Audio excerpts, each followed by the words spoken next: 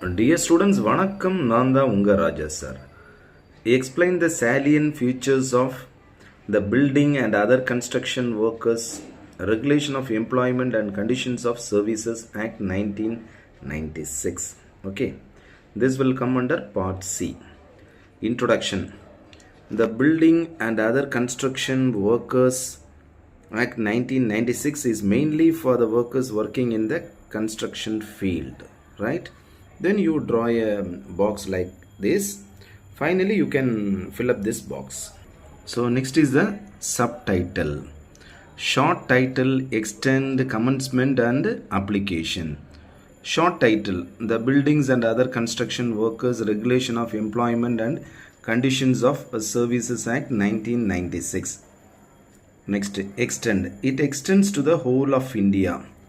Commencement 1st March 1996. Application.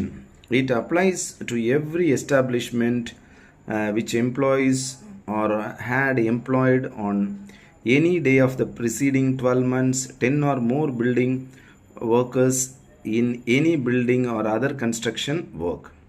அதாவது 10 இல்லை அதுக்கு மேலே ஒர்க்கர்ஸ் வந்து ஒரு 12 மாதம் வேலை செய்கிறாங்கன்னா கண்டிப்பாக இந்த ஆக்டுக்குள்ளே வந்துடுவாங்க. Okay, next is definition. Appropriate government, central government or the state government. The first is central government, next in locally state government also. Beneficiary.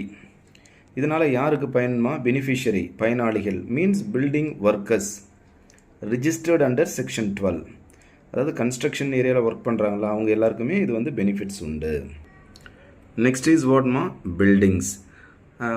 Buildings or other construction work. Okay.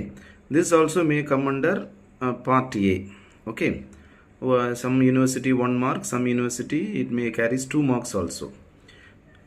Buildings or other construction work means the construction or alteration or repair or maintenance or demolition or constructing a tank, dams, canals, then laying pipes, pipelines, then towers, electric lines, whatever may be. Okay, this may comes under buildings or other construction work.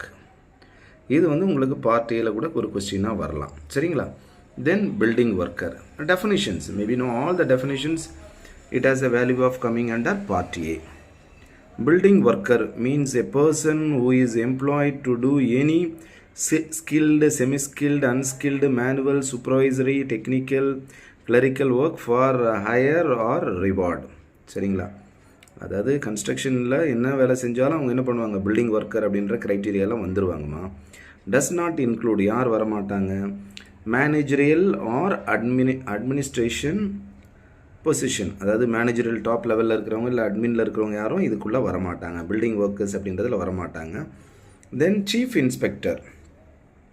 Chief Inspector of Inspection of Building and Construction. Okay, he will inspect the areas where they are working and office and other things. Then contractor, who is called as a contractor. அவர் என்ன பண்ணுவார்மா? Supply of building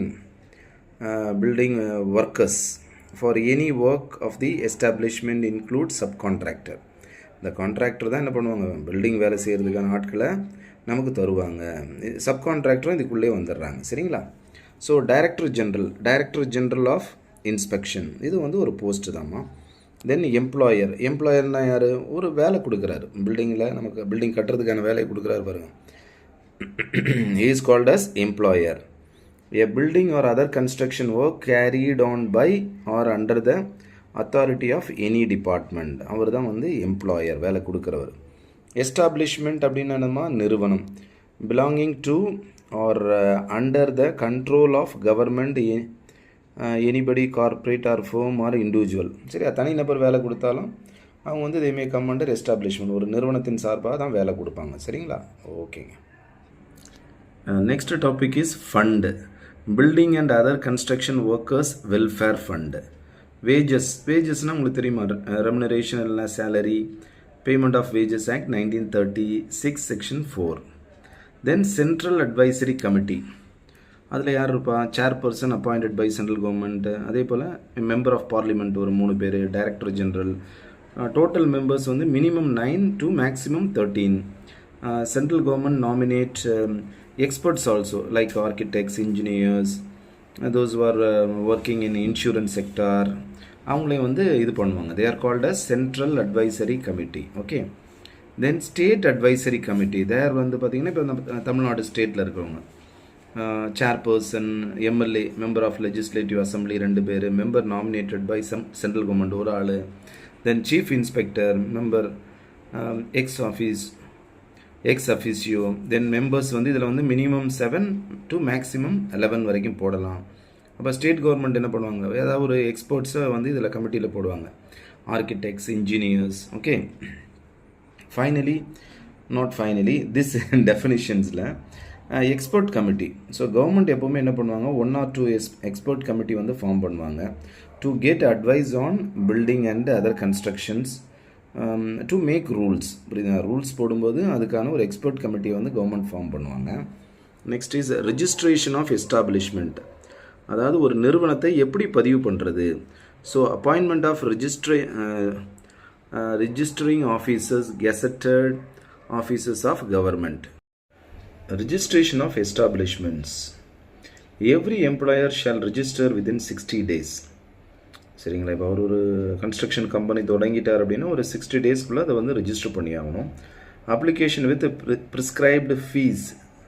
then finally he can get what ma certificate of registration.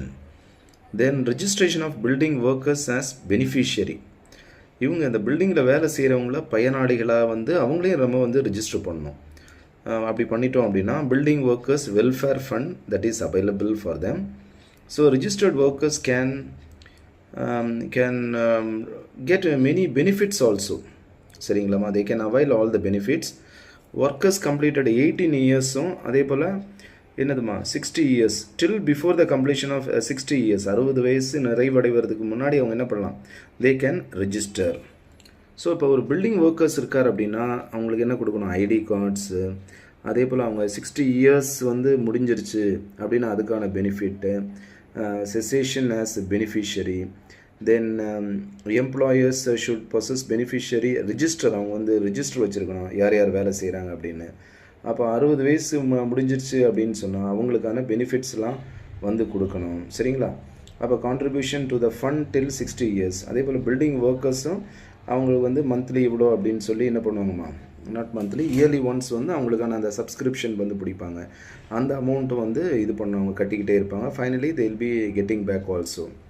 சரி, அப்போ ஒரு building workers அப்படின்னா ID card, அந்த ஒரு retire ஆகிற stage என்னம்மா, retirement means வாட்மா 60 இயர்ஸ்க்கு மேலே போனால் அவங்களுக்கு கிடைக்க வேண்டிய பெனிஃபிட்ஸு, அதே போல் அவங்களுக்கான ரிஜிஸ்டர் வந்து ப்ராப்பராக எம்ப்ளாயர் வந்து மெயின்டைன் பண்ணணும். இந்த மாதிரி விஷயங்கள்லாம் நிறைய இருக்குது. அதே போல் ஒர்க்கர்ஸும் என்ன பண்ணுவாங்க, அவங்க வந்து அவங்களுடைய கான்ட்ரிபியூஷன்ஸ் வந்து கொடுப்பாங்க. சரிங்களா, இப்போ சந்தா கட்டுறது அந்த மாதிரி விஷயங்கள்லாம் இருக்கும். அப்புறம் constitution of state welfare board. அப்போ இந்த ஒர்க்கர்ஸுக்கான ஒரு ஸ்டேட் மாநில அளவிலான ஒரு வெல்ஃபேர் போர்டு வந்து இருக்கும். சரிங்களா, அதில் வந்து ஒரு சேர்பர்சன், செக்ரட்டரி அவங்கெல்லாம் இருப்பாங்க. அந்த வெல்ஃபேர் போர்டு அப்படின்னு சொல்லும்போது இப்போ நிறைய வெல்ஃபேர் போர்டு இருக்கும். அன்ஆர்கனைஸ்டு செக்டார் அவங்களுக்கான வெல்ஃபேர் போர்டு இருக்கும்.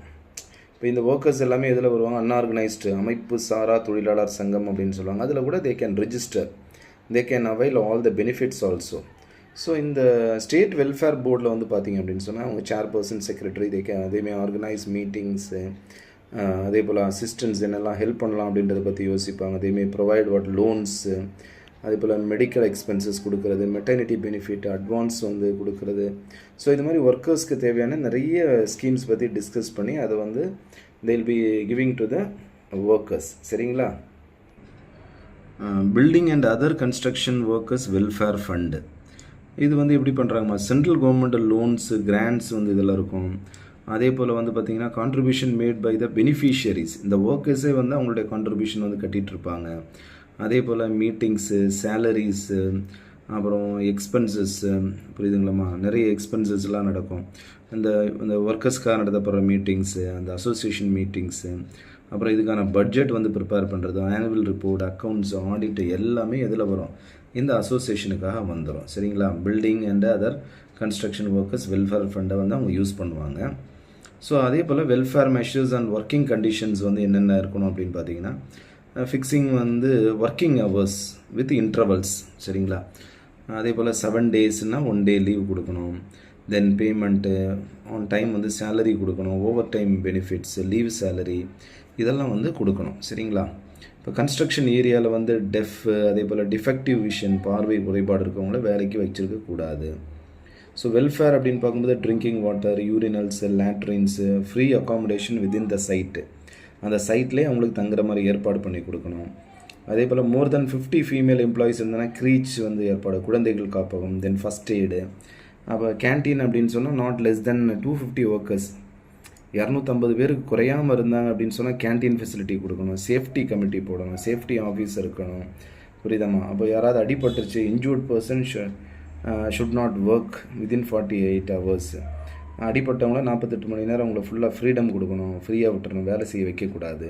சரிங்களா? So these are all the welfare, health and welfare safety measures given by this act. Next வந்து பார்த்திங்கன்னா இப்போ சேஃப்டி எக்யூப்மெண்ட்ஸு அதெல்லாம் வந்து இருக்கணும். அப்புறம் இங்கே வந்து பார்த்திங்கன்னா இன்ஸ்பெக்டர்ஸ் வந்து செக் பண்ணுவாங்க. சரிங்களாம்மா? இந்த தொழிலாளர் நலத்துறையிலேருந்து வந்து இன்ஸ்பெக்டர்ஸ் வந்து செக் பண்ணுவாங்க, டாக்குமெண்ட்ஸை வந்து பார்ப்பாங்க. they'll check the premises, working spot பார்ப்பாங்க, ஆஃபீஸை வந்து செக் பண்ணுவாங்க, வெரிஃபை கரெக்டாக இருக்கா, அப்புறம் ஃபோட்டோ காப்பி எடுத்துப்பாங்க, சீஸ் அந்த டாக்குமெண்ட் எடுத்துகிட்டு போகலாம் அவங்க. Then they can talk with the workers. புரியுதம்மா? They can organise the meetings with the workers. இப்படி நிறைய விஷயங்கள் வந்து இவங்க வந்து பண்ணுவாங்க. அதாவது எல்லாமே வந்து ஆஸ் பர் ரூல் படி இருக்கா அப்படின்றத they'll be checking. Okay. Notice of commencement of building and other construction work.